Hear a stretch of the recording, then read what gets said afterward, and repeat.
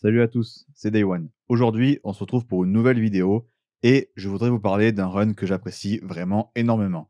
Ça fait un petit moment que je voulais en parler, mais là, du coup, avec la sortie du tome 3 qui va arriver au mois d'octobre, je pense que c'est le moment de vous parler du run de Venom de Halle Wing et Brian Hitch, et aussi Ramvé. Bon, déjà, la première chose à dire, c'est que c'est la suite du run de Donny Cates. Donc forcément, je vais vous spoil la finalité du run. Donc, si vous n'avez pas lu le run de Donny Cates, vraiment, allez le lire. C'est un run exceptionnel qui a vraiment redéfini les bases de Venom de manière entière et complète et qui, du coup, sert en gros de préquel, si on peut dire, entre guillemets, à ce run de Halloween. Mais pour le coup, vraiment, ne passez pas à côté du run de Donny Cates. Je vous le conseille vraiment. D'ailleurs, voilà, le conseil lecture, le run de Donny Cates, avant de lire celui-là. Vraiment, vous allez vraiment surkiffer. Bon, mais du coup, qu'est-ce que ça vaut ce run de Halloween sur Venom? Eh bien, pour le coup, je vais vous en parler, et sur ce, c'est parti. Eddie et Dylan Brock ont bien mérité du repos après avoir affronté Knull, le rond en noir, et manqué de perdre la vie. Mais l'inaction ne leur sied guère, et c'est mieux car de nouvelles menaces pèsent sur eux. Imaginons par exemple que Venom se retourne contre les Brock. Une nouvelle aventure commence. Bon, déjà, pour commencer, il faut savoir que Donny Cates a vraiment établi des choses dans son run en termes de pure lore qui sont absolument incroyables. Et en fait, on pouvait penser que derrière ce run de Donny Cates, selon la personne qui pouvait arriver, ça pouvait aller que vers le bas. Et en fait, pour le coup, bah, ça va vers le haut. Et je trouve même ça carrément mieux. Ce qui est fou parce que vraiment, le run de Donny Cates était vraiment incroyable. Et du coup, Wing, avec cette base, avec Eddie Brock, du coup, en tant que roi en noir, il va l'utiliser pour raconter une histoire hyper ambitieuse est vraiment absolument incroyable. En gros, le run va explorer de nouveaux territoires et étendre encore plus le lore de Venom, qui, comme je l'ai dit, avait déjà été vachement étendu par Donny Cates avec plein de nouveaux concepts originaux et parfois inattendus. Et en fait, l'avantage, c'est que ce run de Donny Cates avait donné à Venom une importance énorme dans l'univers Marvel, et en fait, ce run de Halloween va aller encore plus loin. En fait, on va toujours plus loin en donnant toujours plus d'importance à Venom, mais en même temps, on le garde dans son univers à lui, c'est-à-dire que il va pas forcément trop interagir avec les personnages hors de son univers à lui, et du coup, je trouve ça vraiment incroyable parce que, certes, l'histoire va donner un rôle à Venom absolument incroyable, mais du coup, ça va pas forcément impacter toutes les autres séries. Ce qui, quand c'est le cas, en général, du coup, c'est des statu quo qui restent pas longtemps parce qu'on s'aperçoit très vite de la limite de la chose. Et là, pour le coup, c'est pas le cas, donc c'est incroyable. Du coup, le run se construit avec deux histoires parallèles. Celle de Eddie Brock en tant que roi en noir et celle de son fils Dylan Brock avec du coup Venom sur Terre. Eddie Brock va être en gros dans l'espace car il a acquis des pouvoirs qui le rendent quasiment omnipotent et en fait, il va du coup avoir un rôle extrêmement important et son fils Dylan Brock, lui, va devoir faire connaissance avec Venom et ils vont vivre leurs propres aventures sur Terre. Évidemment, les deux aventures vont interagir en quasi permanence d'une manière vraiment hyper intelligente et surtout très poussée en termes de pure science-fiction, mais j'y reviens plus tard. Du coup, on a une vraie lutte à la fois interne au personnage, mais surtout externe contre l'obscurité et les ténèbres de manière générale. C'est un peu la chose qui lie Dylan et Eddie Brock, et du coup Venom qui les lie les deux. La notion de bien et de mal est d'ailleurs toujours relative avec Venom, et souvent elle est plus complexe et ambiguë qu'avec d'autres héros. C'est le cas ici, c'est plutôt bien exploité, même si c'est clairement pas forcément le cœur du run. Aussi, on approfondit encore les liaisons entre humains et symbiotes et leurs conséquences. C'est assez ouf parce que les relations entre les humains et les symbiotes avec le temps et les différents auteurs qui passent chez Marvel, elles sont de plus en plus affinées. Et pour le coup, les symbiotes prennent vraiment une importance dans l'univers Marvel à laquelle je m'attendais pas du tout il y a quelques années. Et c'est vraiment hyper intéressant, surtout quand c'est écrit par des auteurs aussi forts que Donny Cates et surtout Ali Wing. Forcément, on est sur un run Venom, donc il y a énormément de scènes d'action. Même si pour le coup, la narration est plutôt fluide, mais le rythme est relativement lent parce qu'Ali Wing écrit beaucoup de choses et il a beaucoup de choses à développer, beaucoup de choses à dire. Et du coup, même s'il y a beaucoup de scènes d'action, au final, bah, en fait, le rythme n'est pas forcément si rapide que ça. Ce qui est vraiment bien parce que, vu la complexité de l'histoire, il fallait vraiment que Halloween puisse prendre son temps pour déployer son univers, faire du world building et vraiment, en tant qu'architecte de cette histoire, arriver à faire quelque chose de très intéressant. Il lui fallait du temps et il l'a pris. Ah oui, tant que j'y pense, à côté, il y a évidemment Ramvé qui travaille avec Halloween, mais Ramvé travaille aussi sur une série Carnage juste à côté, qui est aussi sortie chez Panini en 100% Marvel, et que pour le coup, je vous conseille. Parce qu'en fait, les deux vont avoir des incidences l'une sur l'autre. Elles sont en quelque sorte liées d'une certaine manière, c'est un peu compliqué à vous expliquer. Aussi, à titre perso, je trouve que c'est très cool comme principe de suivre deux personnages en même temps dans des situations complètement opposées, autant en termes de puissance qu'en termes d'histoire purement racontée. Vraiment, les deux styles d'histoire n'ont aucun rapport et du coup, je trouve que Chacun peut y trouver son compte, mais en même temps, il faut dire que la partie sur Eddie Brock est très particulière, très poussée en termes de pure science-fiction.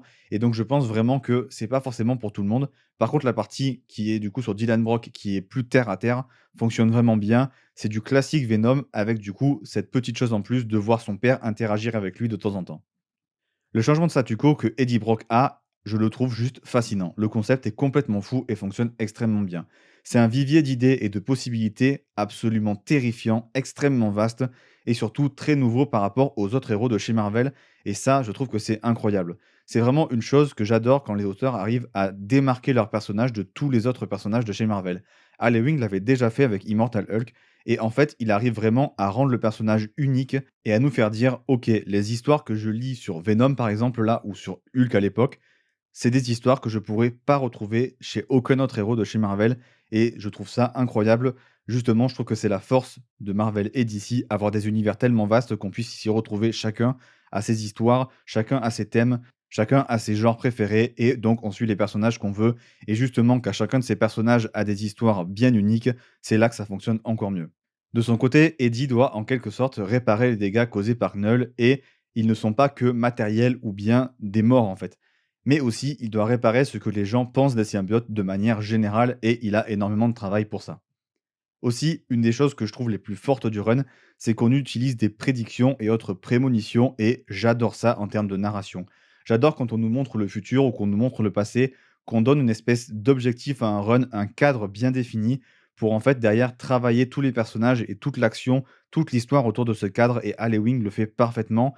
Et en plus, vu la complexité encore une fois de son run, il fallait que ce cadre soit parfaitement défini et le tome 1 notamment le fait très bien. Et encore une fois, les responsabilités d'Eddie sont colossales au début du run et au final, on ne sait pas s'il est vraiment capable de gérer autant de choses. En fait, en tant qu'être humain, on ne sait pas si quelqu'un est capable de gérer autant de choses, encore moins un autre être humain, et ça, c'est fascinant. Chose vraiment intéressante, le voyage dans le temps est donc une des forces principales du run et un des axes principaux de travail du run. Et il y a une page en question, dès que j'ai vu, c'est une sorte de page en fait qui montre le futur que Eddie voudrait éviter, hein. Encore une fois, c'est des prémonitions, tout ça, j'ai été happé dans le récit directement. Ce genre de narration fonctionne beaucoup trop bien en termes de pure science-fiction de manière générale, et encore plus sur moi, et là, ça promet de fou, et en fait, ça met instantanément dans le récit. Directement, on a un but, mais ce but paraît tellement lointain, tellement bizarre, on ne sait pas du tout ce que c'est, et en fait, c'est hyper intriguant, et du coup, voir la construction de comment on va arriver à ce moment-là, sachant qu'on ne sait pas si on va y arriver, je trouve ça fascinant, ça me régale. Évidemment, le récit, c'est vraiment nous surprendre et nous amener de bons retournements de situation vraiment inattendus, voire complètement inattendus. Ensuite, comme je l'ai dit, le récit est plutôt complexe, notamment quand ça tourne autour d'Eddie, dû à sa position très particulière désormais au sein de l'univers Marvel. Donc vraiment, quand vous vous lancez dans le comics, mettez-vous-y en ayant conscience de ça et vraiment réfléchissez et concentrez-vous surtout parce que vraiment, c'est pas facile à suivre. De son côté, Dylan Brock a une histoire un peu plus classique, avec notamment de la politique un peu humaine qui tourne autour des symbiotes, avec du coup toutes les conséquences de King in Black.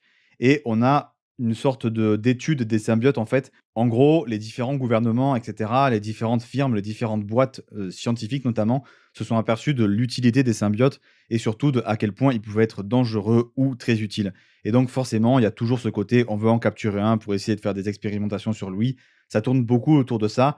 Mais il y a aussi d'autres choses qui vont autour, des trucs bien plus terre à terre, avec des personnages bien plus humains, en fait, au final et ce mix fonctionne plutôt bien. Donc en fait, au final, on a des concepts ambitieux, une narration complexe au travers de plusieurs époques, notamment à cause du voyage dans le temps. J'ai presque, en fait, l'impression de voir du Hickman dans le style de Ewing et ça confirme qu'après son Immortal Hulk, que le type est un scénariste, pour moi, sans aucun doute et de manière générale, Al Ewing, de toute façon, un excellent scénariste. Niveau personnage, on explore toujours les motivations et les doutes de Venom, de Eddie, de Dylan, tout ça, c'est du classique, ça fonctionne bien. Évidemment, le run va créer pas mal de nouveaux personnages et donc de nouveaux antagonistes, ajoutant encore au lore et à la hiérarchie de l'univers des symbiotes dans l'univers Marvel. Et ça, encore une fois, c'est très bien fait. Et notamment, il y a plusieurs révélations autour de ces personnages qui sont juste incroyables. Le run explore évidemment les thèmes de la famille, comme dans celui de Donny Cates, notamment la relation évidemment entre Eddie Brock et Dylan. Et aussi, par exemple, Dylan avec le symbiote qui fonctionne vraiment bien. Et en fait, quand on prend en compte le run de Donny Cates et le point de départ de Eddie, son évolution jusque là où on en est aujourd'hui est juste colossale. Genre vraiment, le départ du run de Cates jusqu'à là où on est allé Wing maintenant, c'est juste abusé l'évolution quoi. Et finalement, que ce soit Eddie ou Dylan, les deux doivent s'habituer à de nouveaux pouvoirs. Ils ont un nouveau statu quo et surtout une nouvelle façon de vivre une vie radicalement différente de celle qu'ils avaient avant. Et ça, pour le coup, c'est plutôt cool. L'introspection des personnages est aussi super intéressante, nous dévoilant leurs faiblesses et aussi leurs doutes de très bonne manière. C'est rien de bien exceptionnel, mais ça fonctionne vraiment bien. Dylan est vraiment bien travaillé, il est intéressant, attachant et vraiment cool. Ensuite, niveau dessin, on a globalement Brian Hitch. Brian Hitch, c'est un peu un pile ou face ces dernières années, mais pour le coup, je trouve qu'on a un Brian Hitch plutôt en forme. C'est rien d'exceptionnel. On a un style de Brian Hitch qui colle plutôt très bien à l'univers Venom. C'est plutôt sympa, ça fonctionne plutôt bien. L'espace, par contre, est vraiment bien dessiné avec des couleurs, des formes vraiment cool, donnant une certaine ambiance au récit qui est plutôt unique. Les décors sont vraiment très bons et surtout dans leur diversité. Les émotions des personnages aussi sont vraiment très sympas. Et on a les différents changements de forme des différents symbiotes sont plutôt bien réussis, plutôt original. Ça fonctionne plutôt bien. Et on a surtout de très bonnes doubles pages de manière générale. Voilà, c'est tout pour ce run de Halloween sur Venom. J'espère que la vidéo vous aura plu. Si c'est le cas, n'hésitez pas à lâcher un like ou même à m'en parler en commentaire si vous avez lu le run ou si vous avez lu un autre run de Venom peut-être ou n'importe quoi. N'hésitez pas à lâcher un commentaire. Sur ce, c'était Day One et à la prochaine.